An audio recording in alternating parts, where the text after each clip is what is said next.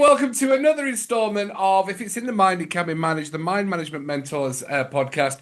Today's a special guest, something close to my heart, especially with mental health and understanding how we can overcome things in life. But we've had a couple of fascinating chats. But before we go into that, Mark, introduce yourself as if you are on blind date. Tell us who you are, what you do, and why you're here. I'm glad I'm not on blind date because I don't think I would get selected. But my name is Mark Blair. I am the CEO of Effective Now, and we are a skills training company that focuses predominantly on skills development for senior phase kids and students in schools that are ready, that are going to leave school and come into the modern day workplace. Now we've talked about this. There is a massive skill gap in soft skills and what we would class from our age range as basics of communication, talking, being able to handshake so that you feel confident. There's so much that you found along the journey of a lack of soft skills. So we're going to be talking about that and deep diving that. But what does that mean, Mark? And what have you found on your journey? Well, look, interestingly, working with businesses as we do, and developing and helping businesses to become more effective as teams, there was definitely and there's definitely a cultural shift in terms of how people want to work, how people are perceiving work is, and actually there's a real, I suppose, generational gap that where the challenges lie in regards to that. As you said, Cuddy, you and I would know them as soft skills Yeah. in the world today because we have to label everything. They're now known as meta skills. And Meta skills. meta, yeah, META, meta skills. So if you're ever looking at documentation and this meta skills comes up, it's basically those soft skills. It's what we would call employability skills, the things that you need for the modern day workplace. Now, with all of this, we have done a lot of research into it. UNICEF did a global study over 92 countries, and they found that three out of four, yep, three out of four of the youth of today between 16 and 24 do not have the skills for the modern day workplace. Now, that is scary when you think about, the future and recruitment and retention and all the things that are the challenges that businesses see in this day and age. Trying to find good young people is a challenge. But if we put it into context, that's not their fault. Okay. Some things that we considered and we've looked at in depth are one, the pandemic has had an impact. Yeah. The pandemic's had an impact on the world. Effectively, it's changed kind of the perception around work about hybrid working or remote working or just different concepts of things. But actually, the impact that it's had on people, and particularly young people, is only a certain sector of those people. So that's passed by, and actually, we're moving out of that. And in a few years' time, we won't even probably talk about the pandemic again, except from a historical perspective. Technology, and particularly the prevalence of screens, is one of the bigger challenges that we see a lot, and that is the sense that it's actually now how young people communicate.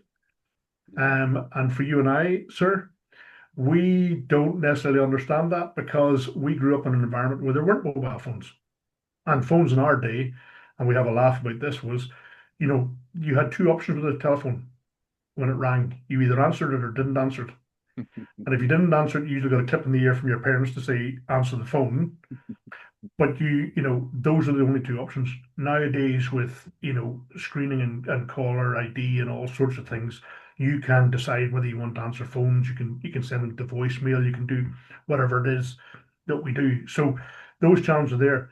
The biggest problem, Caddy, and that we've recognized now is the natural opportunities to develop skills are disappearing. And as you and I had the conversation the last time, about when you were young and you had to go and knock on a door to get your pal to come out to play, and you had to have the confidence and resilience to stand there. You had to have the communication skills to talk to whoever opened the door. You usually got invited in, and half the family were there, and you had to be able to speak to different generations, and these type of things. And even a lot of the stuff about resilience, and we talk about resilience in young people these days. Most of the time, you go and knock on a door, half the time your pal wasn't allowed to come out to play, and you got that rejection at that level. And your response to that was usually, right, okay, who who else can I go and knock on and get them to come out to play? I said before, playing football on the street or playing in the street, the arguments you had, the challenges that gave, the communication skills, the leadership skills, delegation, all these types of things.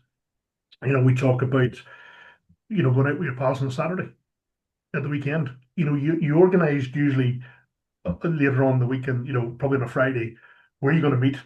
What time you're going to be there at. You had to work out how you're going to get there, how you're getting home, how much money did you need, all these things. What happens if your pals weren't where they said they were going to be? What did you do? Nowadays, we live in an environment where you don't have to do that. You can just text, you can message, you can follow them on maps, um, you can find people easily. So all those natural opportunities to develop skills are disappearing. So the reality of it is now is young people don't have those opportunities that we had to develop soft skills.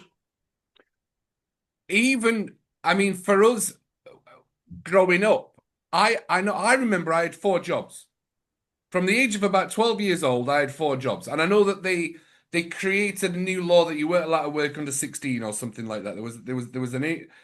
But growing up, I had two paper rounds because I had the week paper round and then I had the Sunday paper round. I did babysitting when I was like 15, 16, looking after a family's kids at the weekend. Then I actually did, well, we call it totty picking or potato picking season, which was for us was the totty picking season. That was brutal for us. I don't know if you did that, Marcus. We'll talk about your childhood growing up as well and what you've done. But I mean, totty picking in October, that built resilience. Even my mum and dad were like, you don't have to go. Because I wanted to save my money up for an Airfix kit because I was obsessed with Airfix kits. And I remember there's one, it was 20 quid. It was really expensive. It was the Black Hawk. It was the Black Hawk when it came out, the first sauna plane. And they were like, well, you're gonna have to go totty picking. And after day two of coming home, absolutely broken, my mum and dad were like, you don't have to go back. Because I had to work the whole week for the 20 quid. Because I think it was a fiver a day. But and I used to work on a market at the weekends as well, from about 15 to 17. I used to work on market selling computer games for somebody else.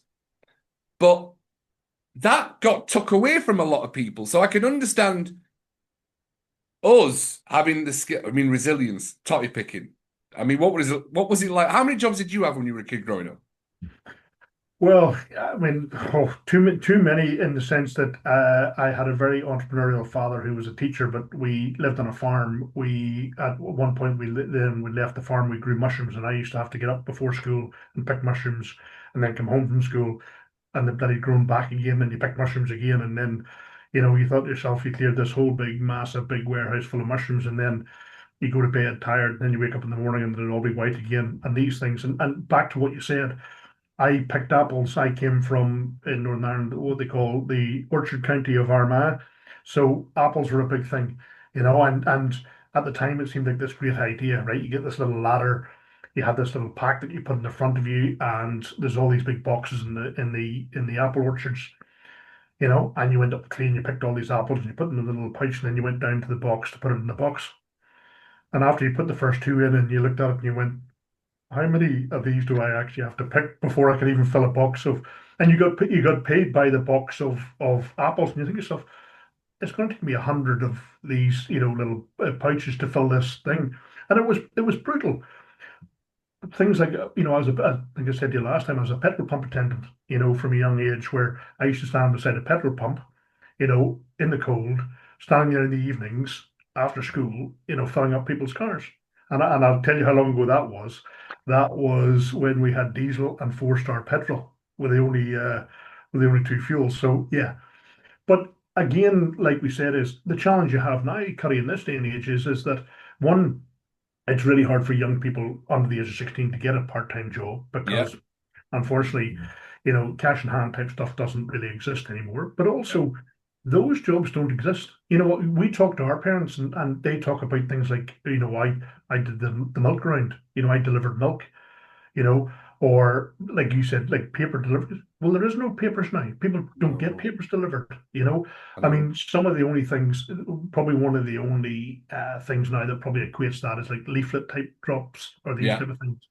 So, and you actually have and funny enough, we get stuff dropped around, whatever it might be. Even nowadays, it's like charity bags and things got there. But you look at the age profile of the people that are doing that, and they're not young, they're not teenagers that are doing it. You know, No. they're probably late teens or early 20s of people who are actually doing that type of stuff. So a lot of those opportunities, as I said, for jobs and the understanding of what the workplace even looks like, doesn't exist for young people in this day and age. That's And it's when you said meta skills, I was like, what is that a Facebook thing? Because I know Facebook is meta now. So I was like, wow. So let's talk about your journey, Mark, because you've got a fascinating history, to be fair. You talk about your journey into sports, because sports builds resilience. So talk about your journey into sports, how you traveled the world. Well, I think, look, I was fortunate enough from a young age. I was into all sorts of sports, and I love sports. And if there was ever going to be an environment where you could get paid to play sports, I was going to try and find that environment, and I was fortunate enough to do so. So I grew up in Northern Ireland, went to a decent school, played a decent level of rugby. I found I had a natural aptitude towards that. Obviously, being a fairly big fella, the thought of actually being able to hit smaller people and get away with it legally was perfect. So I played rugby, had the chance to do that to a high level, and was fortunate enough that I was generation one of the professional era. So in the mid 90s, when rugby turned professional, I was fortunate enough to do so. I got my first contract. I'd come across from Northern Ireland to university over in Scotland because, again, I'm talking about what we're talking about now is that was kind of just the done thing. If you were kind of anyway remotely academic, and I wasn't even that academic, but it was okay at school, it was like, right, you're off to university. Um, I came across here to study civil engineering and actually had no real interest in that at all. Probably should have studied rugby, which I did. Unfortunately, it wasn't a university degree, but so I did that. I didn't even go to my graduation. I flew out and went and played rugby in New Zealand. Wow. So I didn't even do that. Now, that was very fortunate. I had the opportunity to play with some fantastic players out in New Zealand. Spent a few seasons over there. Got offered a contract back in Edinburgh when rugby went professional. Came back to Scotland. Played and obviously played for Edinburgh. Got the opportunity to go back and play for my home team in Ulster. Was very fortunate in the sense that we went back at a good time. We won the Heineken Cup in 1999. I got from the back of that, then obviously got to play for my country, play for Ireland. Uh, then got to a point in time where I got an opportunity to go down and play in the south of France. So purely for the love of the sport, it wasn't anything to do with money whatsoever. So I went down, played in the south of France, and then I, at this point, I was married to a lovely lady from Scotland, and the law is that if you marry a Scotswoman, you live in Scotland. So we moved back, and I ended up finishing my career for the Border Reivers when they were still around at the time. There was three teams in Scotland at that time, so unfortunately two now. But yeah, so I have had the great opportunity to travel the world, to meet many different people, to develop a skill set that I think a lot of sports people don't really understand that they develop. That is very, very transferable into the world of business. Because even just talk about the things we're talking about, Caddy, in terms of like confidence and resilience and these sort of things, sports people have that in abundance. We have great leadership skills and delegation skills and all these things. So it took me a little bit of time to understand all those skills that I've developed, and that's what took me into the world of business. Yeah,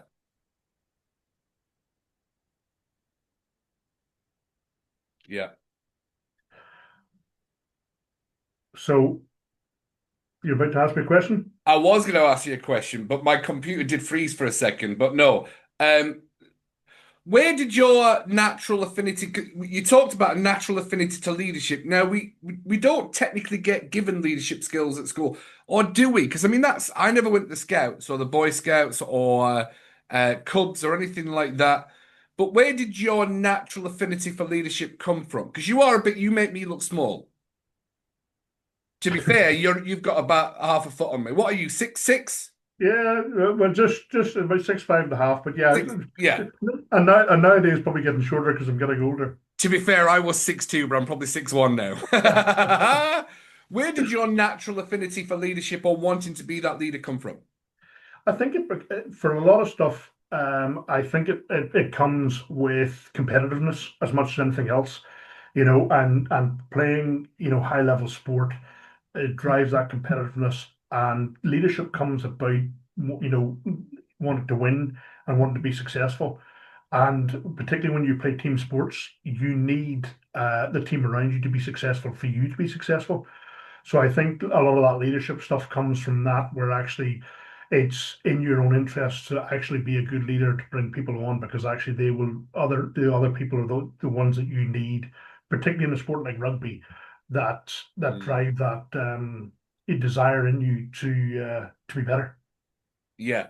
Do you know, I was obsessed with basketball as a kid. And I always, that was always my goal. I wanted to be a basketball player. Everything about me, I'm right. I want to be a basketball player. I played basketball. And a little story to add to this is my mum and dad said, look, if you're going to play basketball, you need to do it all day. So they put me a basketball net on the side of the house. And I batted my ball against the ring for 5 years. 5 years I did it. And I never heard the noise that I made. But I went to the toilet once when my mate was playing basketball. And I went into the house. This is about 3 years, 4 years after playing basketball. And I went, Mum, is that the noise? She went, yeah, love. Because I've listened to that for 4 years. I was like, are you serious? She went, yeah, that's literally the noise you've made on the side of the house for 3 to 4 years.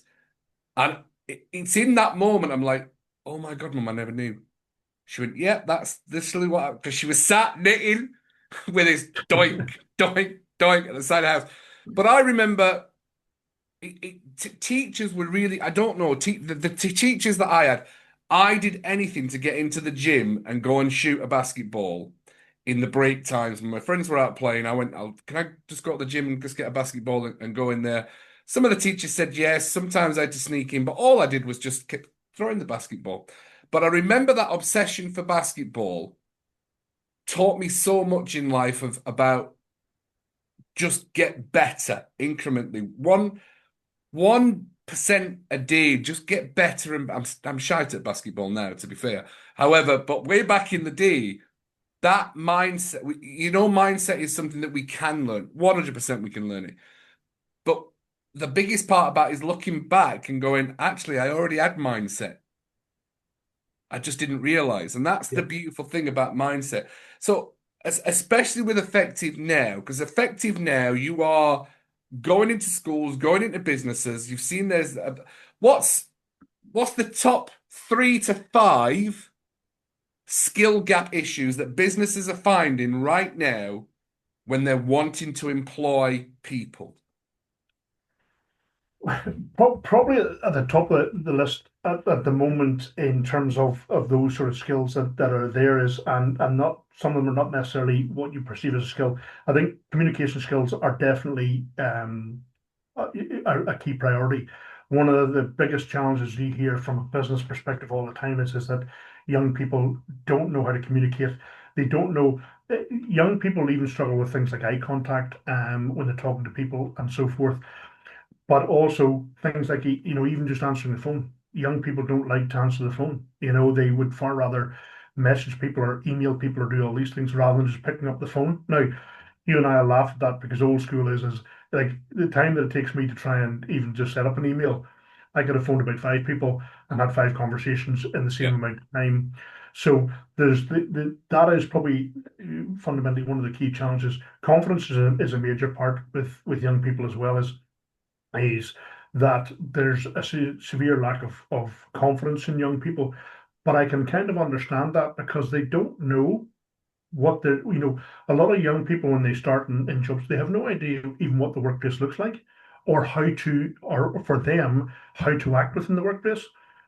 But understandably, and if we think back from the times that, I think about, from a parental perspective, is there was lots of times I got, finished school or whatever, and I had to go to work with mum. She was district nurse, and you had to go to the clinic, and you had to sit there, and you had to wait for, and you got to see what the workplace was like, and you understood what they did, and these things. Now we don't tend to have that an awful lot. In fact, you get a lot of, even before school clubs or after school clubs or things, or environments where if your parents work, you stay there. So you're Yeah. always in that educational environment. Whereas, probably gone are the days where kids used to have to go get taken into work. Go and sit over there because I've got half an hour's work to finish off or whatever. So even with these things, a lot of young people had, in my generation, had an understanding of what the workplace looked like. Yeah. And these things, I think they don't talk about things like resilience with young people. Resilience is really low. If it's too hard, they just don't do it. It You says know, it's and I'm, it's the dopamine hit that they're looking for, isn't it? If they don't get that instant dopamine hit, it's like, what's the point? well, the understanding of the world is like, very few of us in the world get the opportunity to skip into work every day going, I absolutely love what I do and it's fantastic. And, I would do that all day long. Now, as and I will tell you now, as a professional rugby player, there's lots of times you skip into work and go, I absolutely love what I do. Yeah. And there's lots of times when you're in the south of France and it's sunny all day long and it's great and it's wonderful and you love it and you're going, yeah, this is the life for me. And then you come back to Scotland and you're based in Shields, training down there, and it is, mid-November and the sleet is coming down sort of horizontally, and you're training, thinking to yourself, what am I doing? So a lot of the stuff with this is that a lot of the young people don't even understand that. But I think some of the certainly from the skill sets of what we get fed back from businesses, one of the big challenges at the moment is project management. Young people do not know how to manage, their work environment and this type of stuff, and also time, time and workload management. This old thing of just turn up when they think it suits them, or what do you mean you expect me if I start at 9 o'clock? You expect me to be here for 9 o'clock? Kind of because that's what I pay you to do. So Mm. there's those sort of a lot of those skills are the skills that young people really struggle with. A lot of the other stuff, even like leadership and these sort of things, those are skills that will develop as they get older. But certainly, in terms of the challenges that we see with, from a business perspective and where the most of the barriers are Mm. with young people coming into business is just being able to get people to communicate, to be able to understand what the workplace requires Yeah. and the skills that are required for that workplace. You had, we did talk about this, and I was like, this is definitely a good part. You had a different mindset towards um, people working for you because you have lecturers and people that come in and do the trainings in the schools for you, and you had a different mindset towards performance. And we're going to touch on the high performance and what you believe high performance is. Because we talk about a lot of business saying, look, if you're clocking at 9 and you finish at 5, I pay you from 9 and I pay you from 5. And then a lot of employers will be like, well, why are they not doing extra? Why are they not doing more? And I wholeheartedly would say, because you're not paying me to do more. Simple as. But you had a complete different change, and it's definitely a mindset I would have if I had lots of staff working with me, things like that. How do you evaluate performance within your teams for that high performance? Probably, Kelly, from my perspective, I think this is where probably, high performance sport comes into this because ultimately, you know, you, and this is an interesting one, and I say this a lot to businesses. Professional sport is 90% training for 10% performance. So Hmm. you spend 90% of your time training to turn up on a weekend or whenever you play your games to perform for that 10% of your time. In business, we kind of go, well, we're looking for 100% performance, we do no training. So to go back to what you were talking about there in terms of what we do is I measure on performance, not on time. See? If if the staff that work for me, we don't work in a regular 9 to 5. business, because ultimately, the particularly for our skills tutors who deliver in the schools, they might be in two schools on one day, one school the next day, two schools the next day, and they may have some travel in between that, but they might not start till 10 o'clock in the morning. Mm. And they might finish at 4 o'clock in the afternoon, they might finish at 1 o'clock in the afternoon. And the reality being is that I'm not bothered about what they're doing when they're not working. I'm bothered about what they are doing. So delivery for us is absolutely key. So Mm. as long as they are delivering what we require them to deliver at the time they need to deliver it, everything else is irrelevant. And I think within business, one of the challenges that I think a lot of businesses have is that age-old thing of punching your card, because that Mm. actually was the thing, where you had a card and you went in and you punched that card and you went in. I think the mentality back in those days was when you punched your card, you knew you did a day's work. I think in this day and age, people are happy to clock in. You have a lot of presenteeism in this day and age where people are happily clock in, probably do not an awful lot within that period of time and clock out and get paid for it. I think there's a mentality that's changed because actually and we're not bothered about performance, right? We're bothered about time, where people are Yes. saying, like, oh, you left 5 minutes before you were meant to.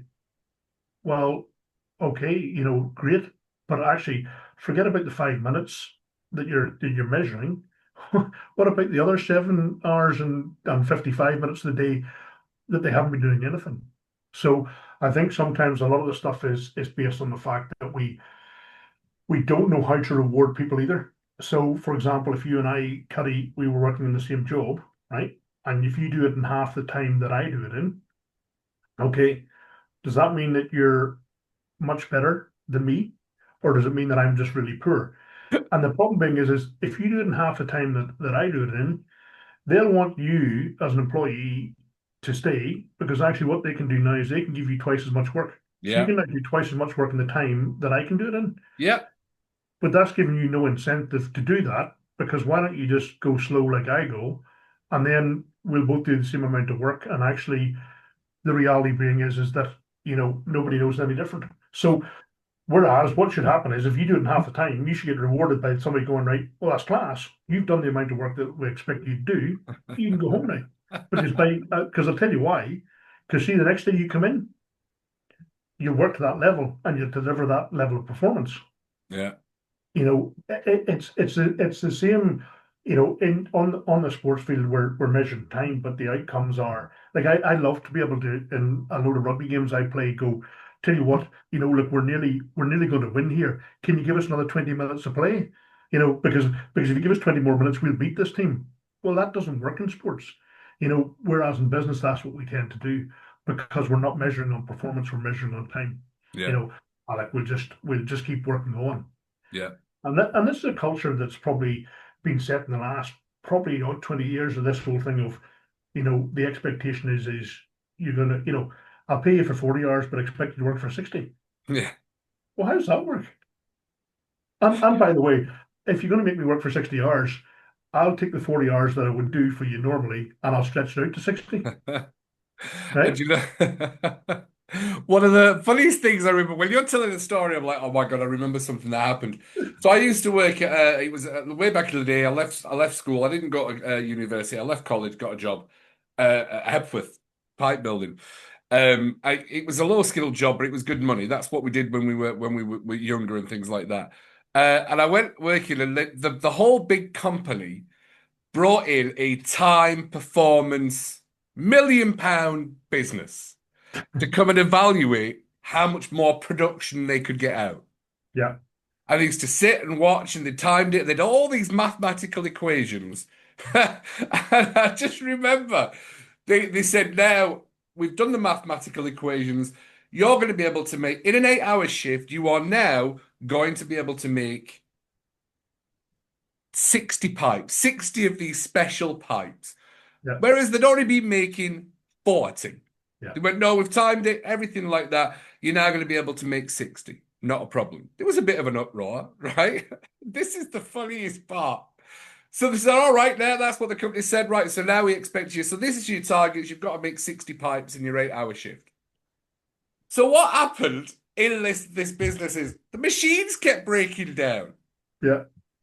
So their production went down. Because they've been given a target to do 60, but if the machine broke, now your target is only 36. The machines were always breaking, but what we used to do in the past was when the machine broke, we would all scuttle around and make sure we made the 40 in the end Yeah. anyway. Oh, you're not leaving early today. The machine broke. We're going to do an extra 10 minutes, make sure we hit this target because we get paid on the target.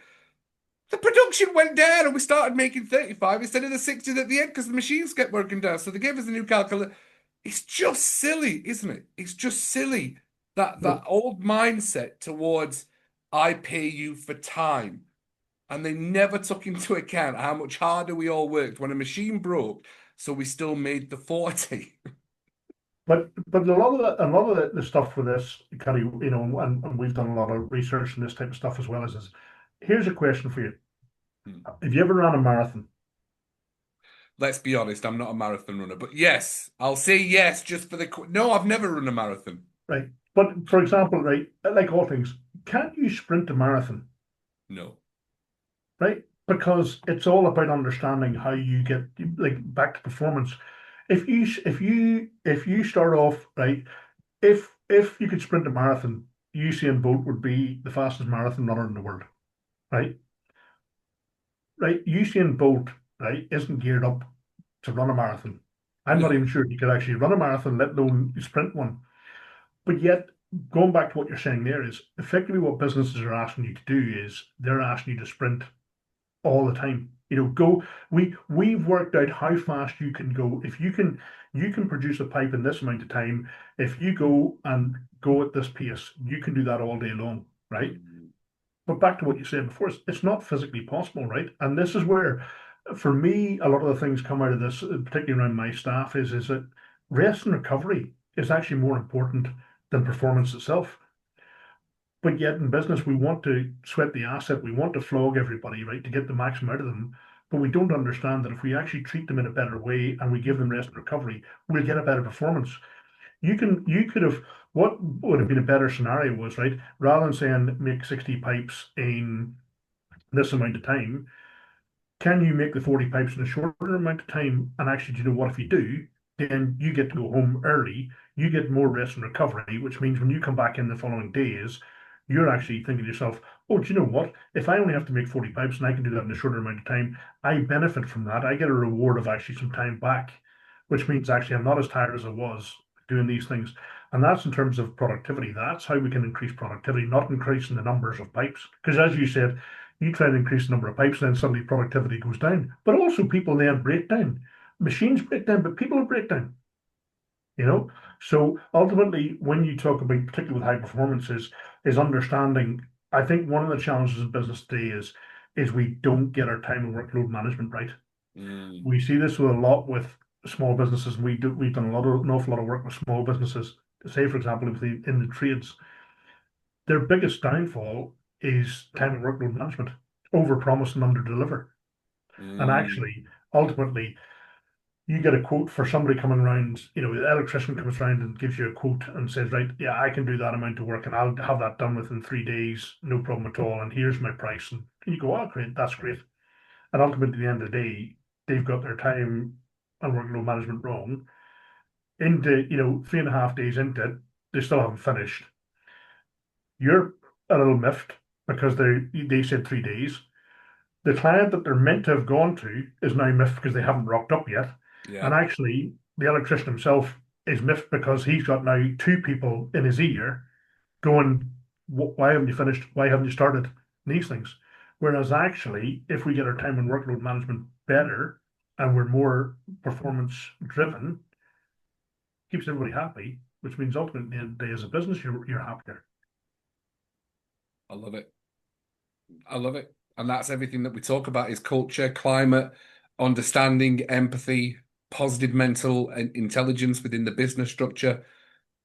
And I do see a shift and I do see a change. And there's a lot of business, we've been to a lot of businesses that we talk to, and you can see there's a culture shift towards that kind of way of thinking. So I think it is positive. And I think everything that you're doing, Mark, with Effective Now is super important. So how many schools are you in now at the moment? Because you keep telling me, oh, Kenny, I've got another school, we're doing another school. Because I think.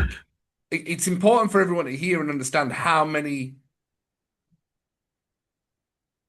contacts you have now in this business and why it's working so well. I think that's an important part.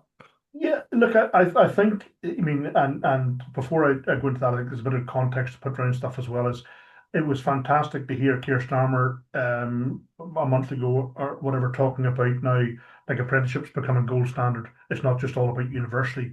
It's all about, it's about career opportunities for young people. So for us, we are now, and the reality of this is that as part of the business, we've been around for, in fact, now been around for 6.5 years, but actually the reality of the schools program has only been around for the last 18 months. So within 18 months, we've made massive strides forward and we're in 26 schools. It's a lot. With our goal to be in every, particularly in every state school in Scotland, Mm, because actually we believe that senior phase students, so this is S4, S5, and S6s, that are probably not going to go to university. yeah. And let's be honest with you, within the schools are very focused on the top 20% of students because they're the gold standard. They're the ones that go to university. They're the ones that tick the box for positive destination. They're the ones that make the school look good and these things. The bottom 20% of students in the schools, those are the ones that are probably more socially and economically challenged ones that have kind of more of the issues. They're actually pretty well looked after by the state. There's lots of programs, there's lots of interventions around that. What we work with predominantly is the 60% of what they call the forgotten kids. I'll stick my hand Mm, up and say I'm one of those that went through school that didn't really know what you wanted to do. You were kind of guided by what you kind of liked and so forth. Careers advice, which probably hasn't changed from my day, mm, was a teacher or somebody in careers who, to be fair to them, and it's not really fault of their own, but they have no understanding of what's out there, particularly in this day and age. The amount of jobs and the amount of new roles that are being created over the last sort of 20 years, particularly around technology and the environment that we're in, mm, that how can they know what those roles are? So we're in 26 schools and growing fast. One of our challenges is just the resourcing part of it because we actually deliver in the schools. So we have skills tutors that go in. We run a 35-week program within the schools where it is a double period every week and it's about skills development. And we run a 12 module course and each module is focused on an individual skills development. So for example, we will have a module on communication skills. We'll have a module on teamwork and collaboration. We'll have a module mm, on time workload management. So we're very much focused, and because it's experiential learning, what we're trying to do, Cuddy, is we're trying to recreate those natural opportunities that we had to develop mm, skills in a way that we go into the schools. We're activity based, so the kids aren't focused on the learning outcomes, they're focused mm. on the activity. So when they're doing the activity, they're not going to themselves, oh, this is great for my communication skills, or this is great for my leadership, or whatever. They're just doing the activity and participating in the activity. They're working together, they're collaborating, they're getting all that skills development, not even known to themselves. We have an accreditation, so we are accredited from SEQF level 2 to level 6, level 6 being Scottish higher level. We're currently at the moment working with Newbattle Abbey College to actually work on our own accreditation, which is going to lead to that being from SEQF level 4 to level 7, which is an advanced higher, which we love because actually the reality of that means then that students that get a qualification for us, particularly with our business partnership model, have better opportunities to apply for jobs because actually, what we've done employability skills, we've done effective skills training here. So actually, we have a better understanding of what the working world needs. Yeah, fantastic. That's amazing. Is there anything else you want to share, Mark? Anything you want to share? Because this has been a fascinating podcast, to be fair. I mean, how uh, how you reach out. Do you know when you're talking about? I always one of my goals as a kid, I wanted to be a school teacher. Mm. That's literally what I wanted to be. Yep. And I didn't get the qualifications for it. So I did go into manual. I wanted to be a sports teacher or a history teacher. I really like history. And I just find it fascinating now that I do more teaching and coaching that I wasn't qualified for. And I do more of it as an adult. That is just unbelievable. And for kids growing up, And you make a really good point about, you go to see the counselor, the guidance counselor, and say, what did they say I was going to be? They said, oh, you'd be really good at, it was something manual. And it's funny enough, my dad had always said, well, you're not doing manual labor like me, son, because my dad was riddled with arthritis and stuff. He went, do whatever you can. Do not do manual labor. He says, I've been driving lorries since I was 16 years old, 2 years before I was allowed to drive lorries. But he only ever wanted to be a lorry driver. It was heavy manual labor. And my dad, whenever I went and did do top picking and all that kind of, son, you don't need to. Use your brain, use something else. So that's why I got into doing entertainment and then started coaching because I got to use that different side, which makes a difference. You've seen me when I host events and things like that. Yeah. But if you don't have that supporting team around you for this is what you'll be good at and this is what you'll be good at, it can be hard for people.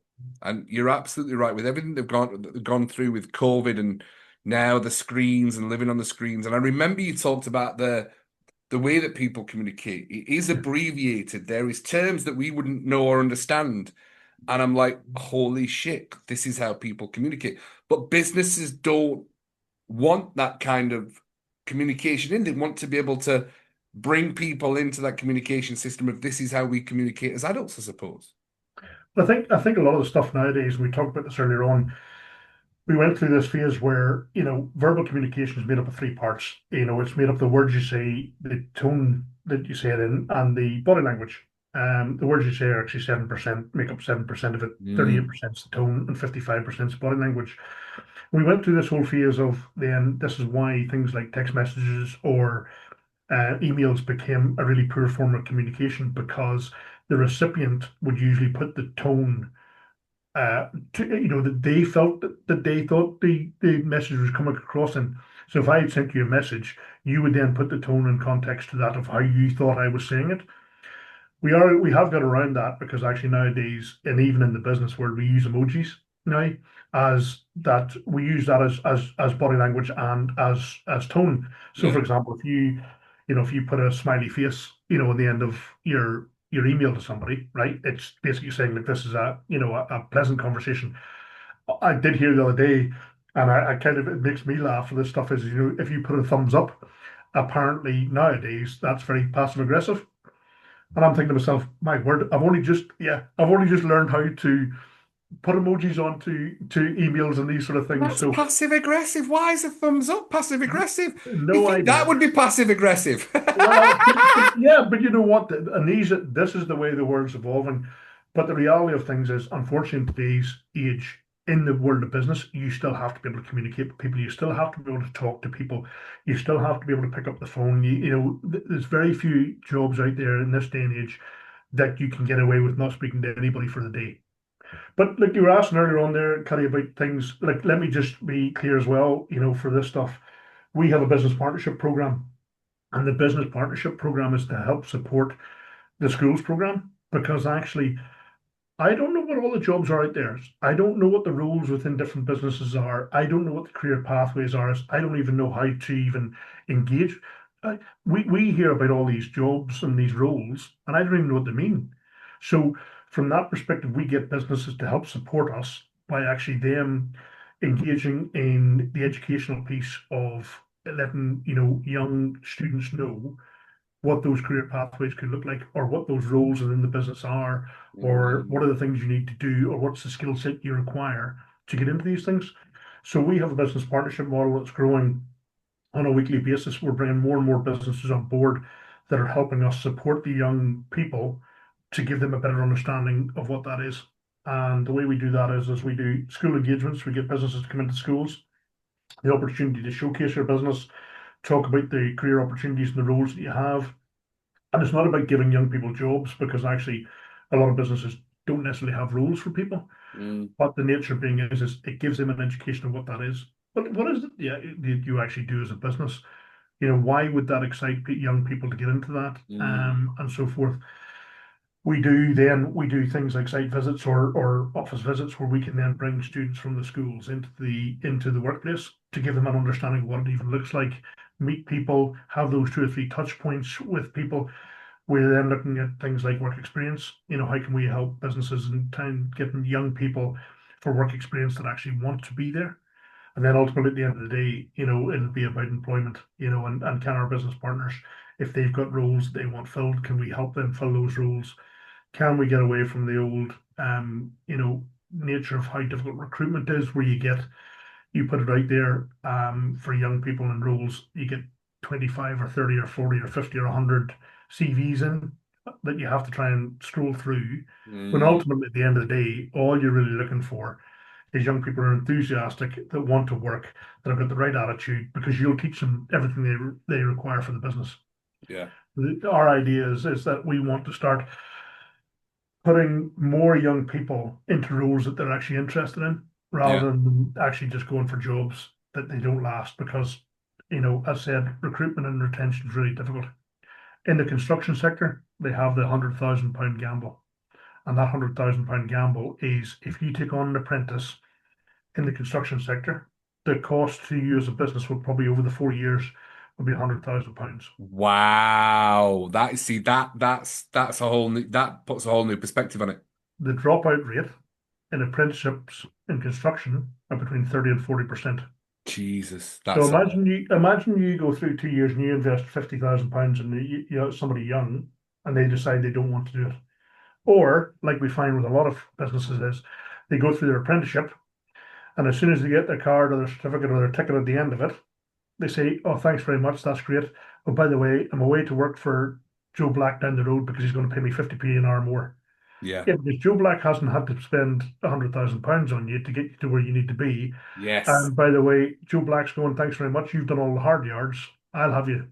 So bigger organizations do this. And the problem, and one of the ways to resolve these problems is the talent pool is small in terms of skills. So that's why a lot of businesses fight over, a small amount of young people, good young people. Well, the way to combat that is to increase the size of the talent pool. And if you increase the size of the talent pool, then you don't have to fight over people, because you know what, there's plenty of fish in the tank. So we're very much around that. How do we increase that talent pool? Give the kids more skills, more employability skills. So it's actually, you know what? And this is why also we hear a lot from businesses, the cost of hiring young people Yeah. is expensive. You know, well, actually, it's only expensive because you're trying to hire from a small talent pool. Increase the size of the talent pool, you don't have to pay as much for good talent. And actually, the reality then is we then get back into the reality of where it should be. That's why, unfortunately, nowadays, when you ask young people what is a good salary, right, they have their expectations are way off the scale. Average UK salary at the moment, 35,000, right? 37,530 or something like that at the moment, right? What do the kids say they expect? 80 grand. Oh! Do you know what the percentage of people in the UK that earn over 60 grand is? 2%? 10%. 10% of 10%. people, 10% of the working population in the UK earn over 60 grand. That's all. Train drivers. Yet in this day and age, yeah, but if you said the kids become a train driver, they go, "Don't want to do that." And you go, "But how do you know you don't want to do that? You don't even know what that is." Right? When kids are young, right? And this is for any listeners out there that got young kids, when you say to your kids, "Taste that," and they go, "No, I don't like that." And you go, "Well, how do you know you don't like it? You've never tasted it." I know. That's what's happening in the world of work. Yeah. Young people turn around and say, "I don't want to do that." And you go, "Why?" And they go, "Well, I just don't want to do it." They Yeah. don't have the rationale or the reason behind it. Do you not think it's because they're being allowed to say, I don't want to do that with the parents? Because let's be honest, parenting changed. We never really got that option when we were kids. But I noticed now that I don't know what are we Generation Z? What are we Gen Z? 70s we were born? I don't X, know. I think we might be Generation X or Yeah, something like that. yeah, Extinct, I think. yeah. But Generation X, and I know that Generation Z and others that the parents were like, no, no, do whatever you want. There was a lot more of no, you can't do that. So look, Mark, it's been a pleasure. It's been an absolute pleasure having you on the Mind Management Mentors podcast.